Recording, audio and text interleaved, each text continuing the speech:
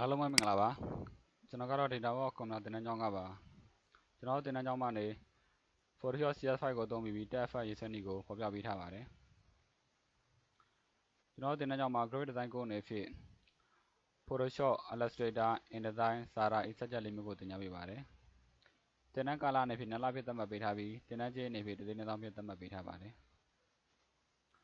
ကျွန်တော်တို့သင်တန်းကျောင်းမှာတက်ရောက်ခြင်းနဲ့ဆိုရင်ကြောက်သားစာနာမှာလည်းတက်ရောက်နိုင်တယ်လို့လက်တန်းစာနာမှာလည်းတက်ရောက်နိုင်ပါတယ်ယခုဖော်ပြထားတဲ့ website Facebook တို့ကနေတစ်ဆင့်ဆက်သွယ်စုံစမ်းမေးမြန်းနိုင်တယ်လို့ဖုန်းနံပါတ်ကနေတစ်ဆင့်လည်းဆက်သွယ်စုံစမ်းမေးမြန်းနိုင်ပါတယ်ကျွန်တော်တို့ကအခု text file ရေးဆွဲဖို့အတွက် Photoshop CS5 ကိုဖွင့်လိုက်ပြီအဲ့မှာကျွန်တော်စာရေးရခေါ်မယ် Control R နဲ့အဲ့မှာလိုအပ်တဲ့ customer ကိုယူလိုက်တယ်ကျွန်တော်ကအဲ့မှာလိုအပ်တဲ့ unit ကိုယူလိုက်တယ်အဲ့ဒီမှာကျွန်တော်ကလိုအပ်တဲ့ width တွေ height တွေကိုယူပေးလိုက်မယ်အခုတော့ width မှာကျွန်တော်က5 inches height မှာတော့ 8 inches resolution ကလိုအပ်သလို300ယူလိုက်တယ် RGB ယူလိုက်ပြီး okay ပေါ့အဲ့မှာကျွန်တော် background layer လိုအပ်တဲ့ color ဖြစ်မယ်ဖိုးတောင်းသွားလိုက်တယ်လိုအပ်တဲ့ color ကိုယူပေးလိုက်တာပေါ့အရောင်ဝင်အောင် outer box နေပေးလိုက်တယ်ဒီ layer မှာကျွန်တော်ကလိုအပ်တဲ့စာရေးဖို့အတွက် tattoo ဒီကိုသွားလိုက်တယ်အဲ့မှာကျွန်တော် horizontal tattoo ကိုမသုံးဘဲနဲ့ vertical tattoo ကိုသုံးပေးမယ်ဟိုမှာလိုအပ်တဲ့နေရာမှာကစားချပေးလိမ့်မယ်လိုအပ်တဲ့စာရေးပေးလိမ့်မှာပေါ့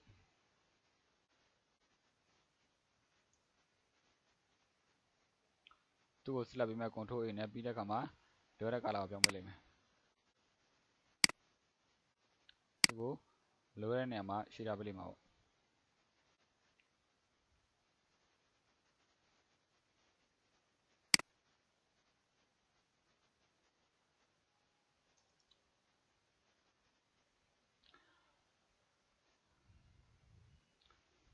သူ့ကိုလိုအပ်တဲ့နေရာကို shader ပေးလိမ့်မယ်အဲ့မှာကျွန်တော်ဒီစာပုံမှာကျွန်တော် line တွေထပ်ဖြည့်စေခြင်းတဲ့အတွက် layer တက်ခေါ်လိုက်မယ် layer ဘောက်မှာ create new layer လည်းခေါ်လို့ရတယ်လို့ control alt shift n နဲ့လည်းခေါ်ပေးလို့ရတယ်အဲ့မှာကျွန်တော် line တိဆောက်ဖို့အတွက် rectangular magnitude ကိုနှိပ်ပေးလိုက်တယ်လိုအပ်သလို selection ပေးလိုက်မှာပေါ့ selection ပေးတဲ့အခါမှာကျွန်တော်လိုအပ်တဲ့ color ဖြည့်ဖို့အတွက် shift F5 ကိုနှိပ်ပေးလိုက်တယ်အဲ့မှာကျွန်တော်က 50% gray ကိုယူလိုက်တယ်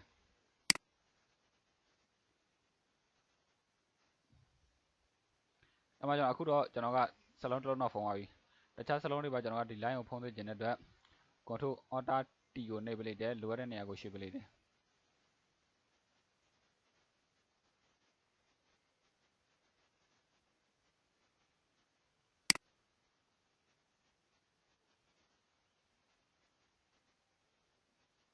ပြီး enter ပေါ့ဒီလိုပုံစံယူတာကျွန်တော်က layer 1ထဲမှာပဲ line တွေဖြည့်ပြီးတော့ layer ကုန်ယူသွားပဲနဲ့ layer 1ထဲမှာပဲ line တွေလိုချင်လို့ကျွန်တော်က control alt T ကိုနှိပ်ပေးလိုက်တာ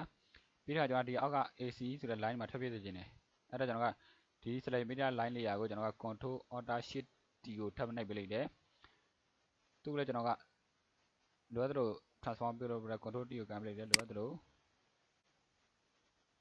ယူလိုက်မှာပြီးရင် enter ပြီးရင်ကျွန်တော်ကထပ်ပြီးတော့ control alt shift T ကိုနှိပ်ပေးလိုက်တယ်လိုအပ်တဲ့နေရာကိုရွှေ့ပေးလိုက်မှာပေါ့ပြီးရင် control T ကန်ပေးလိုက်မယ်လိုအပ်သလို transform ပြုလုပ်ပေးလိုက်မယ်ပြီးရင် enter ပေါ့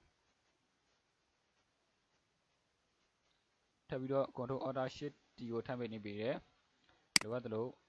သူ့ကိုလည်းရွှေ့ပေးလိုက်မယ်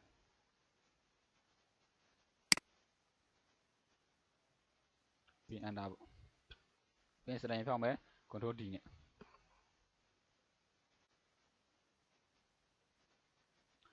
အဲ့မှာကျွန်တော်က layer 1ကိုမျက်လုံးမိတ်ထားလိုက်မယ်ဒီက text layer တော့ကျွန်တော်က control V တော့ layer နဲ့ခေါ်ပေးလိုက်မယ်ပြီးမှကျွန်တော်က layer 1ကို edit ဖြစ်အောင်လုပ်တယ်ပြီးရင် delete နဲ့ပေးလိုက်မယ်ပြီးရင်စတိုင်ဖြောင်းလိုက်မယ် control D နဲ့ပေါ့ပြီးကျွန်တော် text layer ကိုမျက်လုံးမိတ်ထားလိုက်မယ်အဲ့မှာကျွန်တော်ဒီ text layer မှာကျွန်တော်မလိုအပ်တဲ့အပိုင်းကိုဖြတ်ဖို့အတွက် lasso tool ကိုယူလိုက်တယ် shortcut အနေနဲ့按လာပေါ့ကျွန်တော်လိုအပ်သလိုဆက်လက်ပေးလိုက်မှာပေါ့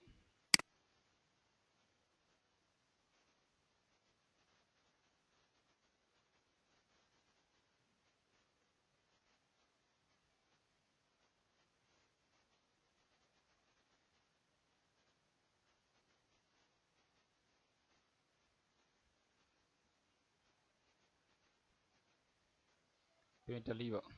ပြီးရင် control D နဲ့ snap ဖြောက်ပေးလိုက်မယ်အဲ့မှာကျွန်တော်က layer text layer ကို edit ဖြောက်ပြလုပ်မယ် layer ဘောင်းတော့ layer text layer ကိုကျွန်တော်မျက်လုံးပြန်ဖွင့်လိုက်မယ်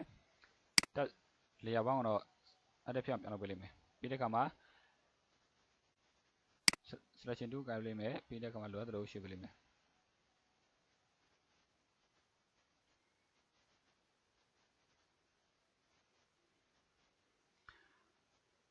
အဲ့မှာကျွန်တော်ပုံတွေထပ်ထည့်စေချင်တဲ့ဖိုင်ကိုဖွင့်လိုက်မယ် control နဲ့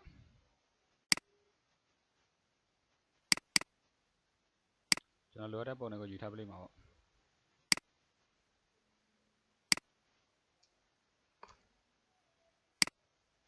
အဲ့မှာကျွန်တော်ဒီပုံကိုဆက်လက်ပေးစေချင်တယ် match 1 2နဲ့ပေါ့ selection ကအခုဆိုအားလုံးဝင်စေချင်တဲ့ဝင်နေတယ်ကျွန်တော်ကလိုအပ်တဲ့မြေပုံပဲကျွန်တော် selection ဝင်စေချင်တဲ့အတွက် control shift i ကိုပြန်နှိပ်ပေးလိုက်တယ်ပြီးတဲ့အခါမှာ control c control v နဲ့ပေါ့ကော်ယူပေးလိုက်ပြီးရင် transform ပြုလုပ်ပြီးတော့ control t ကိုကန်ပေးလိုက်တယ်လိုအပ်တဲ့အရွယ်စားရအောင် shift ပြီးတော့ဆက်ချက်ပေးလိုက်မှာပေါ့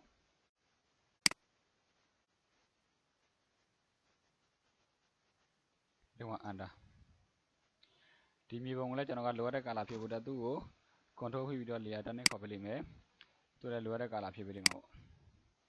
auto bus ဒီ control D စနစ်ဖြောက်လုပ်လိုက်မယ်မြေပုံကျွန်တော်က effect ထည့်စေချင်တဲ့အတွက် layer ထဲမှာရှိတဲ့ layer style အဲ့ဒီမှာရှိတဲ့ blend option ကိုခေါ်ပေးလိုက်မယ်အဲ့မှာကျွန်တော်လိုအပ်တဲ့ bubble effect ကိုသုံးပေးလိုက်မယ် style ဆိုတဲ့နေရာမှာကျွန်တော် inner bubble သုံးတယ် technique မှာတော့ smooth tip ဆိုတဲ့နေရာမှာကျွန်တော်ကလိုအပ်တဲ့တောင်းရထည့်ပြီး2 8 6 direction မှာတော့ up size မှာတော့ကျွန်တော်က5ယူပေးလိုက်မယ် angle ဆိုတဲ့နေရာမှာကျွန်တော်က140 anti-cube ဆိုတဲ့နေရာမှာကျွန်တော်က16ယူပေးလိုက်မယ် color မှာတော့ကျွန်တော်ကလိုအပ်တဲ့ color ကိုယူပေးလိုက်မှာပေါ့ okay ဒီမှာတော့ကျွန်တော်ကဒီ shadow mode ဆိုတဲ့နေရာမှာကျွန်တော်လိုအပ်တဲ့ color ကိုယူပေးလိုက်မယ်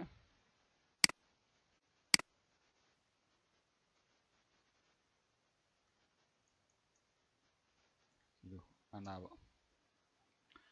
အဲ့မှာကျွန်တော်ကဒီ blend mode မှာလိုအပ်သလိုယူပေးလိုက်မယ်ပြီးရင် okay ပေါ့ဒီမြေပုံထဲမှာကျွန်တော်ကပုံထပ်ထည့်စေချင်တဲ့အတွက်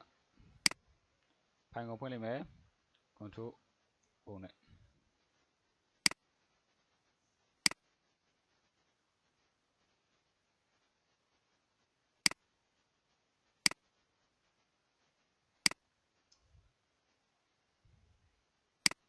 ဒီပုံဆက်လက်ပေးမယ်ကျွန်တော် match 1 2နဲ့ပဲ selection ပေးလိုက်မယ်ပြီးတဲ့အခါမှာ selection ကအားလုံးဝင်နေတဲ့ကျွန်တော်ကပုံပဲ selection ဝင်စေချင်တဲ့အတွက်ပုံကို selection rubber ပြန်လုပ်မယ် control shift i နဲ့ပေါ့ပြီးတဲ့အခါမှာ control c control v နဲ့ခေါ်ယူပါလိုက်မယ်သူ့ကို transform ပြုလုပ်မယ် control t နဲ့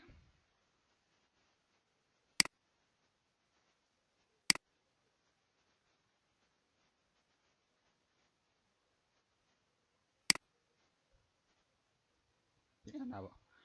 ဒီဘက်ကအယောင်ဝင်နေတဲ့ကျွန်တော်ကသူ့ကိုအယောင်တောက်စေချင်တဲ့အတွက် layer အောက်မှာရှိတဲ့ create new fill adjustment layer ကိုသွားလိုက်အမှကြည့်တော့ hook and saturation သုံးပေးလိုက်မယ်အမှကျွန်တော် hook ဆိုတဲ့နေရာမှာကျွန်တော်လိုအပ်သလိုယူထားပေးလိုက်မယ်saturation မှာတော့ကျွန်တော်လိုအပ်သလိုလည်းထိုက်ပေးလိုက်မှာပေါ့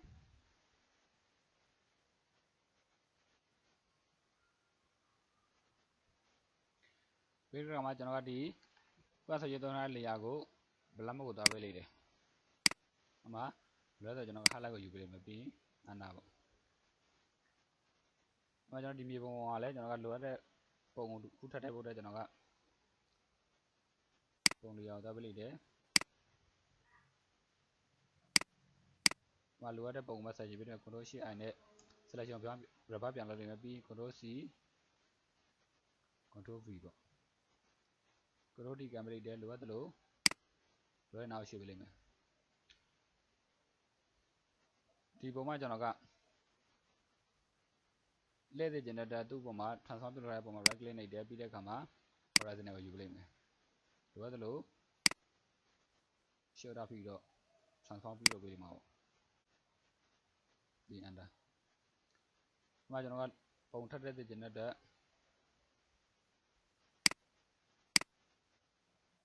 ပုံလျာသွားလိုက်တယ်ပြီးရင်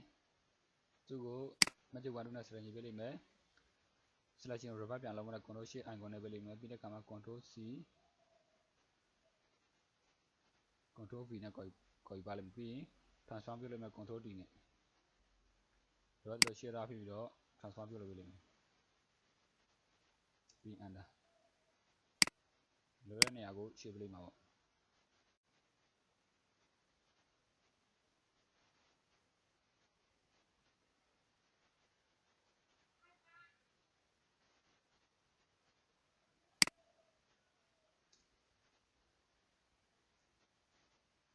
ပြီးတော့ကျွန်တော်ကဒီ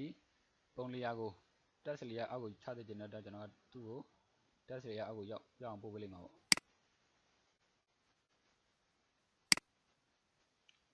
control shift တွန်းဝင်အဖွင့်နဲ့ပေါ့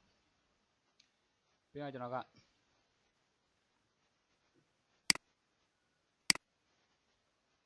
ဒီ line layer edit ဖြစ်အောင်လုပ်တယ်ဒီကခုနက text layer အောက်ကိုပို့ထားတဲ့ layer ကိုတော့ကျွန်တော်က control V ပြီးတော့ layer တစ်နဲ့ခေါ်ပေးလိမ့်မယ်ပြီးတဲ့အခါမှာကျွန်တော်က filter တက်မှရှိတဲ့ blur Gaussian blur အဲ့မှာ radius မှာကျွန်တော်လိုအပ်တဲ့ radius ကိုထားပေးလို့ရတယ်ကျွန်တော်အခုတော့အမြင့်ဆုံးတန်ဖိုးထားပေးလိမ့်မယ်ပြီးတဲ့အခါမှာ selection ဖြောင်းမယ် control D နဲ့ပေါ့ဒီ layer လည်းပဲကျွန်တော်ကအရောင်တောက်စေချင်တဲ့အတွက် create new fill adjustment layer မှာရှိတဲ့ hue and saturation ကိုသုံးပေးလိမ့်မယ်အဲ့မှာကျွန်တော်လိုအပ်တဲ့ hue and saturation သုံးပေးလို့ရတယ်အခုတော့ကျွန်တော် saturation မှာပဲတန်ဖိုးကိုတိုးပေးလိမ့်မယ်